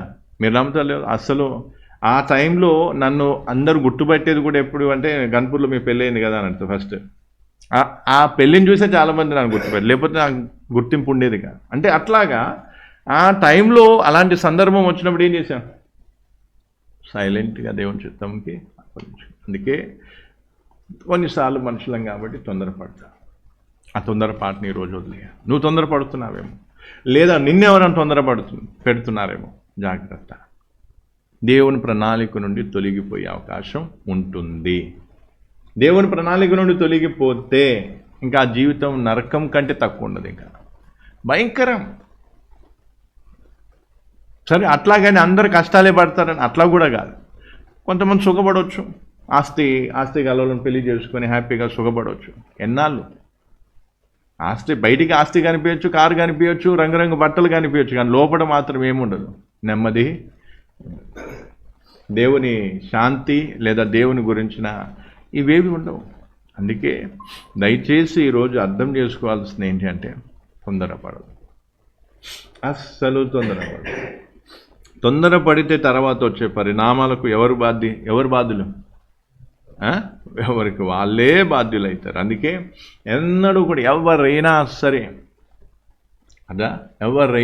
సరే తొందర పెట్టినా తొందరపడద్దు. నాకు తగిన సమయం వచ్చినప్పుడు దేవుడు నాకు వివాహం చేస్తాడు. ఆ సమర్పణ కలిగి, ఆ విధమైన ఏం కావాలి, పట్టుదల కలిగి మనం ఉంటే సమయం వచ్చినప్పుడు మనకు కావలసిన జతను, మన కోసం దేవుడు సృష్టించి పెట్టినటువంటి జతను తీసుకొస్తాడు, వాళ్ళతో వివాహం చేస్తాడు. హ్యాపీగా ఉంటుంది జీవితం. కూలో నాలో చేసుకుంటాం కానీ ఆనందం ఉంటుంది, సంతోషం ఉంటుంది, దేవుని తోడు ఉంటుంది, దేవుని మహింపరిచే జీవితం ఉంటుంది, మంచి సాక్ష్యంగా ఉంటాం, దేవుని ప్రణాళికలు ఉంటాం. ఇక్కడ ఏదో 60-70 సంవత్సరాలు బతకొచ్చు, తర్వాత పరలోకానికి వెళ్ళే అవకాశం ఉంటుంది, దేవుని రాజ్యంలో ప్రవేశించే అవకాశం ఉంటుంది. కానీ ఒకవేళ ఎవరో తొందరపడి పెళ్లి చేసుకున్న తర్వాత దేవుడు లేక, ఇటు జీవితం మీద ఆశ లేక ఆత్మహత్యలు చేసుకుని చచ్చితే ఎక్కడికి పోతా? అందుకే ఈ విషయాలన్నీ దృష్టిలో పెట్టుకొని ఇక మీదట ఏం కావద్దు, తొందరపడద్దు. అందుకే యోసేపు చేసిన మంచి పని ఏంటి? పోతిఫర్ భార్య మాట వినలేదు. నువ్వెంతైనా చెప్పమ్మా, నీ మాట నేను వినను. నువ్వెంత తొందర పెట్టినా, ఎంత బలవంతం చేసినా నీ మాట నేను వినను. ఈ రోజులో సాతాను కుయుక్తి ఏంటిది? డైరెక్ట్ నేను లవ్ చేస్తున్నా, నేను పెళ్లి చేసుకుంటాను రారు. ఫ్రెండ్షిప్ అని ఫ్రెండ్షిప్ పేరుతో వస్తారు. మనం ఫ్రెండ్స్గా ఉండొచ్చు అంటే ఫ్రెండ్స్ పేరుతో చెప్పుకొని ఏం చేస్తూ ఉంటా? అదంతా మోసం. బాయ్ ఫ్రెండ్ ఉండటం తప్పేం కాదు, గర్ల్ ఫ్రెండ్ ఉండటం తప్పేం కాదు. బాయ్ ఫ్రెండ్ గర్ల్ ఫ్రెండ్ అయిపోయింది, ఇప్పుడు వీళ్ళు దొరుకుతారు, నపుంసకులు దొరుకుతారు. గేలుకి ఫ్రెండ్గా ఉండటం తప్పేం కాదని కూడా వాళ్ళతో కూడా తిరగవచ్చు. ఇంకేం అంటే ఎంత చెడిపోయిన మనస్తత్వం. తప్పేమి కాదు అనటం అనేది ఏంటంటే, చేసే తప్పును సమర్థించుకునే వాళ్ళు మాత్రమే ఏం చేస్తారు, ఆ మాట అంటారు, తప్పేం కాదు అని. అందుకే వయసుకు మించిన బాయ్ ఫ్రెండ్స్ ఉండాల్సిన అవసరం లేదు. నువ్వు గోల్ఫ్ కాబట్టి గర్ల్ ఫ్రెండ్స్తో ఉండి, ఎందుకు మితముగా ఉండటం నేర్చుకోవాలి. గర్ల్ ఫ్రెండ్ అనే బాయ్కి గర్ల్ ఫ్రెండ్ ఉంటాం, గర్ల్కి బాయ్ ఫ్రెండ్ ఉంటాం. అమ్మాయికి అబ్బాయి, అబ్బాయికి అమ్మాయి ఇట్లా చేసుకోవడం వల్ల ఏమవుతుంది? ఆపోజిట్ సెక్స్ కాబట్టి ఏమవుతుంది? ఆకర్షణ వచ్చే అవకాశం ఉంటుంది. ఇదేం సినిమా కాదు కదా, ఇదేమీ సినిమా కాదు కదా. అట్లా ఎంతోమంది ఏం చేసినా మేము స్నేహితులు మేము పెళ్లి చేసుకోమని చెప్పేసి ఏదో ఏమంటారు నిష్టగా ఉండటానికి ఏం కాదు. అట్లా ఒక్కరు ఇద్దరు అంటే 100 మంది పెళ్ళిళ్ళు చేసుకున్నారు. ఏంటిది? ఫ్రెండ్షిప్ పేరు మీద. అదంతా షేప్ మెంటాలిటీ. అందుకే ఈ రోజు నుంచి ఏం కావద్దు, తొందరపడొద్దు. ఫ్రెండ్షిప్ పేరుతో వస్తారు, వచ్చి ఏం చేస్తారు? నెమ్మదిగా నిన్ను ఆకర్షించడానికి ప్రయత్నం చేస్తారు, కేరింగ్ చూపించడానికి చూస్తారు. నెమ్మదిగా నీ మీద ఏదో ఏం చేయాలి, ఏదో సానుభూతి చూపించినట్టుగా నెమ్మదిగా నిన్ను తమ వైపు ఆకర్షించాలని చూస్తారు, లేదంటే తొందర పెట్టాలని చూస్తారు. ఇట్లా చాలా చాలా రకరకాల సమాజంలో ఉంటుంది. అందుకే దయచేసి ఏం కావద్దు పెళ్లి విషయంలో అసలే తొందర. ఎందుకంటే పెళ్లి విషయం తొందరపడి చాలామంది మోసపోయారు, చాలామంది.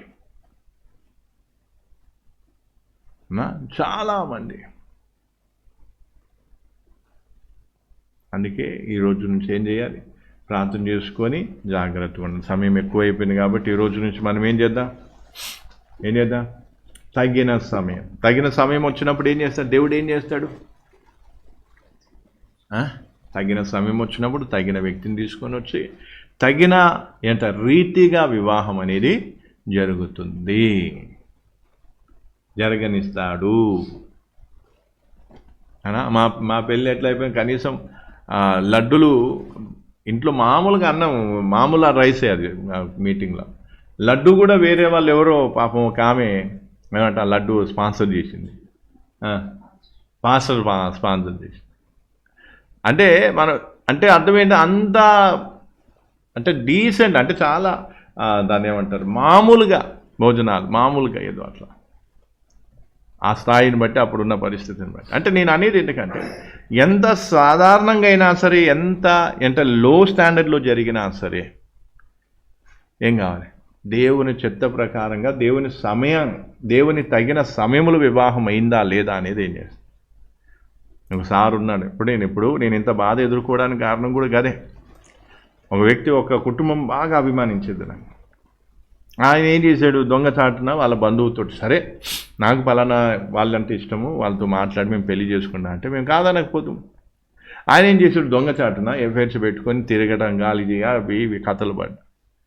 పెళ్ళి అయిన తర్వాత ఇప్పుడేమంటే నేను పెళ్లి చేసుకుంటాను. సరే అది మీరు మాట్లాడుకోండి, నేనైతే దాని విషయంలో ఏం చేయలేను. ఎందుకంటే ఈ లవ్ మ్యారేజ్ని నేను మాత్రం ఏం చేయను, ఎంకరేజ్ చేయను. ఇంకో విషయం ఏంటంటే ఆమె నగలు పెట్టుకుంటుందంట, ఈయన నగలు తీయమని చెప్పడంట. ఆమె తీస్తే తీసింది, లేకపోతే లేదన్నట్టు ఇంకా వేరే మాటలు. ఇంకా నేనన్నా ఇదేదో బాగాలేదు భయ్, నేనైతే పెళ్ళి చెయ్యను, పెళ్ళికి రాను. అదే ఊర్లో వేరే వాళ్ళ పెళ్ళి కూడా చేసిన నేను, మంచిగా జరిగింది. చాలామంది సంతోషపడ్డారు, ఇట్లాంటి పెళ్ళి మేము ఎక్కడ చూడలేదని. అంత గొప్పగా జరిగింది పెళ్ళి, డీసెంట్గా చాలా హ్యాపీగా జరిగిపోయింది. అయితే వీళ్ళు ఏం చేశారు? ఇంకా వీళ్ళు కొంచెం డబ్బు అహంకారాన్ని చూపించుతూ వీళ్ళు ఏం చేశారు? ఇంకా పెళ్లి చేసుకుంటా, నేను నగలు పెట్టుకొని ఆమె పెళ్లి చేస్తుందంట, ఈయనేమో పెళ్లి చేసుకుంటాడంట. నేను అదే ఊర్లో ఉండి ఆ పెళ్ళికి నేను పోలేదు. పెద్ద ఫంక్షన్ హాల్ పెట్టి రకరకాల ఫుడ్డులు పెట్టి రకరకాల ఏదో చేసి వారిని ఎంత హంగామా చేశారు. కానీ ఏం లాభం? దేవుని చిత్తంలో వాళ్ళు దేవుని సహవాసం నుంచి ఏమైపోయాయి. ఇప్పుడు ఉండొచ్చు నామకంటే అక్కడ ఇక్కడ ఏదో పాస్తుతో ఉండొచ్చు, కానీ ఏం లేదు, నాతో అయితే సహవాసం లేదు. అందుకే ఈరోజు ఒకటే గుర్తుపెట్టుకోవాలి, అంతేనా? మీకు నచ్చిన విధంగా పెళ్లి చేసుకుంటే ఆడంబరాలు, దాన్ని ఏమంటారు ఆడంబరాలు, లేదా దాన్ని ఏమంటారు ఇంకా అంటే హంగామాలు ఎక్కువ ఉంటాయి వాళ్ళకి నచ్చినట్టుగా. ఇప్పుడు పిలుపు వచ్చింది, పెళ్లి టైం వచ్చిన పిలుపుకి ఏం చేస్తా? సింపుల్గా చర్చిలో మామూలు పెళ్ళి. లేదు మామూలు పెళ్లి చేసిన మళ్ళీ మేము డీజేలు పెట్టి ఏం చేస్తాం? ఫంక్షన్ హాల్లో చేసుకుంటాం అంటే చలో పోయి దండం ప్రైజ్ రాడు, ఉరుకు ఇక నువ్వు డీజేలు పెట్టించుకుంటావు, డబ్బులే కొట్టించుకుంటావు, నువ్వు ఏం చేసుకుంటూ చేసుకో, కానీ ఐ డోంట్ కేర్. అంతే. ఏం కావాలి? సాధారణంగా సింపుల్ వివాహం. సింపుల్. ఫంక్షన్ హాల్ రెంట్కి తీసుకోవాల్సిన అవసరం కూడా లేదు. సంఘస్థుల మధ్యలో దేవుని సన్నిధిలో జరిగితే చాలు, అంతే చాలు. కానీ అది చాలామందికి ఏం లేదు. ఇంకా పెద్దగా హంగామా చేయాలి. అందుకే ఇప్పుడు నాకు కూడా కూతుర్లు ఉన్నారు కాబట్టి నేను ఒకటే డిసైడ్ అయిన వాళ్ళకి తక్కువ చాలా సింపుల్గా ఒకవేళ ఆ అవకాశం దేవుడు నాకు ఇస్తే, వాళ్ళు నాకు ఇస్తే అనా ఏం చేస్తా, సింపుల్గా సింపుల్ ఫుడ్. అది ఏంటంటే వాళ్ళ వయసు పెరిగినా కొద్ది నేను అదే పెట్టుకున్నాను గురిగా. ఎందుకంటే మా సామ్యుల పాస్టర్ వాళ్ళు ఏం చేసి వాళ్ళ పిల్లలకి అట్లా పెళ్లి చేసి మాకు మాదిరి చూపించాడు. ఆ మాదిరిని మేమేం చేయాలి, అనుసరించాలి. ఏమంటే దెయ్యాలకు వేసినట్టు వేలు చేయడం, తెల్ల చీరలు కట్టి చేంజ్ చేయడం, ఊరేగించడం, లేదా ఇంకేదో పసుపులు రాయటం, ఇంకేదో చేయడం, చెప్పులతో కొట్టాలి అట్లా ఉంటుంది. నిజంగా ఎంత మాదిరి చూసి ఇంత వాక్యాన్ని విని దాన్ని పిచ్చి చేస్తుందని చేయడం ఏందండి. అందుకే అట్లాంటి నీచమైన ఆలోచన విధానం నాకు లేదు. అందుకే నేను ఒకటే చెప్పాను, ఎవరైనా పెళ్ళి అని వస్తే మాత్రం వాక్య ప్రకారంగా ఏదైతే ఉందో ఆ క్రమం చొప్పునే పెళ్ళి అయితే నేను మధ్యలో ఉంటాను. లేకపోతే మీరు ఏమని చేసుకోండి, మాకు అనవసరం. ఇంకా అట్లా వదిలేసిన నేను. అట్లా వదిలేసినందుకు ఈరోజు ఆ కుటుంబానికి నేను దూరమైనా. నన్ను దూరం పెట్టాడు. ఎందుకు, ఇదిగో మనం చెప్పినట్టు ఏం లేదు కాబట్టి మాకు వద్దనుకున్నాను. ఇంకా నెమ్మదిగా ఏదో కారణాలు వెతికారు, దొరికింది మంచి కారణం ఏదో జాడిచ్చారు. అందుకే ఈరోజు ఒకటే గుర్తుపెట్టుకోవాలి, ప్రార్థన పూర్వకంగా తొందర పడొద్దు. తగిన సమయం వచ్చిందా ఆ వివాహాన్ని ఎవరు ఆపలేదు. ఆదమవ్వలకు పెళ్లి చేసేటప్పుడు ఏమంటా, సాతాను ఉందా, ఉన్నాడు లేదా, ఆపగలిగిందా? అట్లా సమయం వచ్చినప్పుడు, దేవుని సమయం వచ్చినప్పుడు, దేవుడు తగిన వ్యక్తిని తీసుకొచ్చి తగిన సమయంలో వివాహం చేసినప్పుడు ఎవ్వరు కూడా ఏం చేయలేరు, ఆపలేరు. అందుకే ఈ రోజు నుంచి మనం ప్రార్థన పూర్వకంగా ఏం చేయాలి, తొందర పడొద్దు, తొందర పెట్టొద్దు. తొందర పడొద్దు, తొందర పెట్టొద్దు. కొంతమంది తల్లిదండ్రులు ఊకే పీడిస్తూ ఉంటారు, నాకు పెళ్ళి పెళ్ళి పెళ్ళి, నన్ను ఎందుకు కన్నావు, నన్ను ఎందుకు పెంచినావు, నన్ను ఎందుకు చేసినావు, పెళ్ళి పెళ్ళి పెళ్ళి పెళ్ళి చేయి పెళ్ళి చేయి పెళ్ళి చేయి పెళ్ళి చేయి. అంత తొందరపడటం కూడా నష్టమే. అందుకే ఈరోజు యోసేపులాగా, యాకోబులాగా ఉండాలి, ఏశావులాగా ఉండొద్దు. తొందర పడదు. ప్రార్థన చేసుకుందాం. ఇంకా మనం సాగ తీసుకుంటూ పోతే చాలా ఉంది. నిజంగా చాలా విషయాలు మనం నేర్చుకోవాల్సిన. ఇప్పుడు సమాజంలో ఎంతోమంది నిజంగా భయంకరమైన వ్యభిచారపు కూపములు ఎంతోమంది సహోదరులు ఈరోజు బాధపడుతూ ఉన్నారు.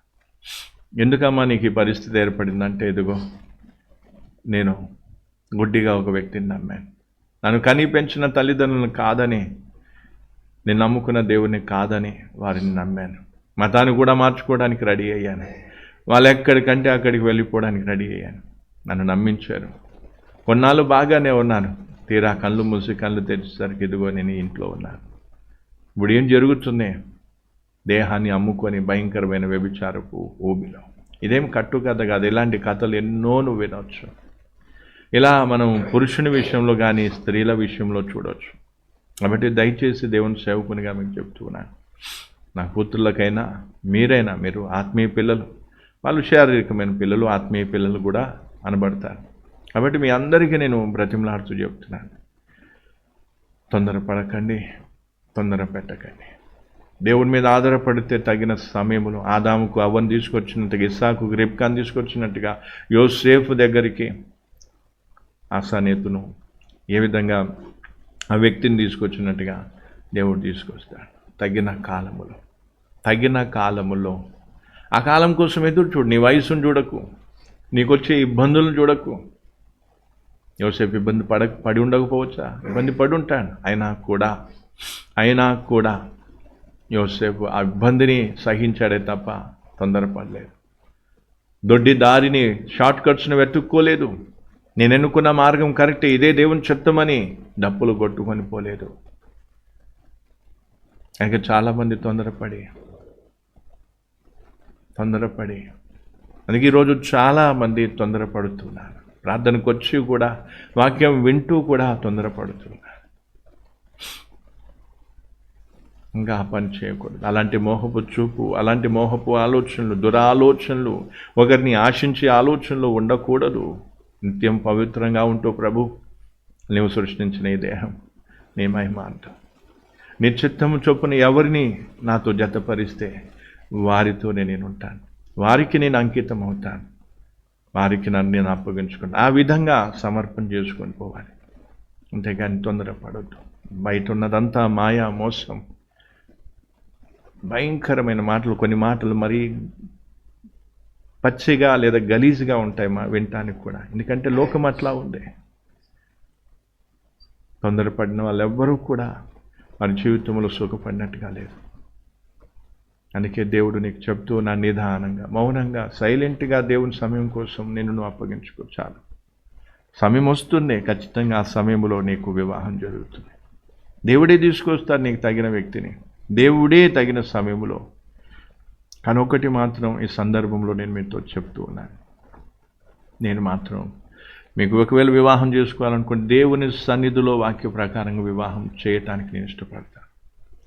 లేదు తల్లిదండ్రులు, బంధుమిత్రులు హంగామా చేయమంటున్నారు, డీజేలు పెట్టమంటున్నారు, డప్పులు డోలు కొట్టమంటున్నారు, ఇది చేయమంటున్నారు, అది చేయమంటున్నారు అంటే చేసుకోండి. కానీ నేను మాత్రం ఉండను. అలా ఒక వ్యక్తికి బాప్టిజం, స్వయంగా నేను బాప్టిజం ఇచ్చాను, సరైన వాక్యంలోనికి నడిపించింది నేనే. కానీ వివాహం సమయంకి వచ్చినప్పుడు నన్ను వదిలిపోయి వివాహం చేసుకున్నాను. అట్లా చాలామందిని చూశాను, చాలామంది స్వభావాన్ని, మనస్తత్వాన్ని చూశాను. కాబట్టి మీరు కూడా ఆ సమయం వచ్చినప్పుడు వాక్య ప్రకారంగా నిలుస్తారా లేదా విడిచిపోతారా తెలియదు. అందుకే ఈరోజు నిష్ట కలిగి సమర్పణ చేసుకో. తొందరపడకు. నువ్వు నీ మనస్సును దృఢపరుచుకుంటే చంచలత్వానికి చోటు ఉండదు. ఇప్పుడు అప్పుడా వీళ్ళ వాళ్ళ అనుకుంటూ నువ్వు అటు ఇటుగా ఒక రెల్లు ఊగినట్టు, గాలికి ఊగినట్టుగా, రెల్లు ఊగినట్టుగా ఊగుతూ పోతే అప్పుడు ఎప్పుడు పడిపోతావో తెలియదు, ఎప్పుడు ఏమవుతుందో తెలియదు. ప్రభు సమయం వచ్చినప్పుడు నా దేవుడు నాకు చెప్తాడో, ఆ సమయం వచ్చినప్పుడు దేవుని చిత్తం మేరకు నేను చేసుకుంటాను వివాహం. అప్పటి వరకు దేవుని మీద ఆధారపడతాను, దేవుని కోసం జీవిస్తాను. ఈ విధంగా ఉండాలి. ఈ మాటల చేత ప్రభు మిమ్మల్ని దీవించునుగాక. ప్రభు నీకు వందనాలు, స్తోత్రాలు. మరొకసారి నీ పాద సన్నిధికి మేము రావడానికి కృపనిచ్చాం. యవనస్తుల మీటింగ్లో మిమ్మల్ని అందరినీ కూడా నువ్వు బలపరిచిన విధానం బట్టి నీకు వందనాలు, స్తోత్రాలు. అవును తండ్రి, తగిన సమయం కోసం ఎదురు చూసే కృపను దయచేయి. ముఖ్యంగా నాయన మరి సంఘములో ఉన్న ప్రతి యవనస్తులు, కొంతమంది యవనస్తులు అయితే ఈ మీటింగ్లో పాల్గొనలేదు నాయన. వారికి ఎన్నిసార్లు హెచ్చరించినా కూడా అదే ప్రభు వంకర బుద్ధి, ఆలస్యం చేసినందుకు వారికి పనిష్మెంట్ ఇవ్వడం జరిగింది. తగిన పశ్చాత్తాపం వారిలో దయచేయి. విన్నవారు ప్రభు ఈ వాక్యాన్ని నెమరు వేసుకొని దీన్ని అంగీకరించి నీవు తెచ్చిన వ్యక్తితో నీ సమయములో సరియైన వివాహం సరియైన రీతిగా చేసుకోవడానికి అట్టి సమర్పణ కలిగి